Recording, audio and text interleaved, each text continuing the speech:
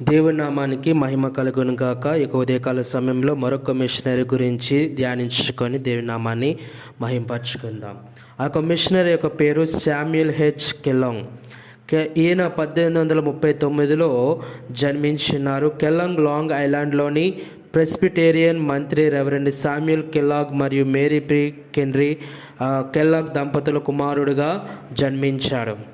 Kellogg 1861లో Princeton కళాశాల నుండి పట్టభద్రుడయ్యాడు. గ్రాడ్యుయేషన్ తర్వాత రెవరెండ్ హెన్రీ మార్టిన్ స్కడర్ భారతదేశంలో తన మిషనరీ అనుభవం మరియు అక్కడ మిషనరీల అవసరం గురించి మాట్లాడుతుండడం విన్నాడు.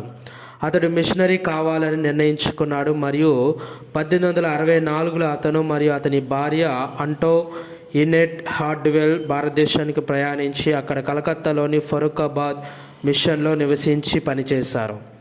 1876లో అంటోయినెట్ మరణించిన తర్వాత అతను తన 4 పిల్లలతో ఉత్తర అమెరికాకు తిరిగి వచ్చి కెనడాలోని ప్రెస్బిటేరియన్ చర్చ్ మరియు అల్లెగోనియాలోని థియోలాజికల్ సెమినరీలో పనిచేశాడు. 1879లో అతను సారా కాన్స్టెన్స్ మాక్రమ్ను వివాహం చేసుకున్నాడు.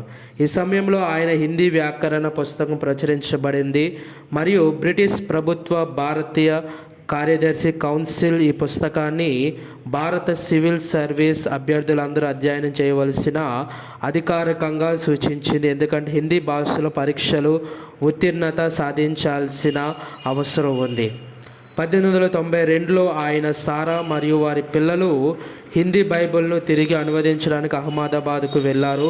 ఆయన భారతదేశంలోని ఉత్తరాఖండ్లో మరణించినారు. ఈ విధంగా ఆయన మన భారతదేశంలోని ఉత్తరాఖండ్ ప్రాంతంలో అహ్మదాబాద్ ప్రాంతంలో పరిచయం చేసి ఆ బైబిల్ని హిందీ భాషలోనికి అనువదించడం జరిగింది.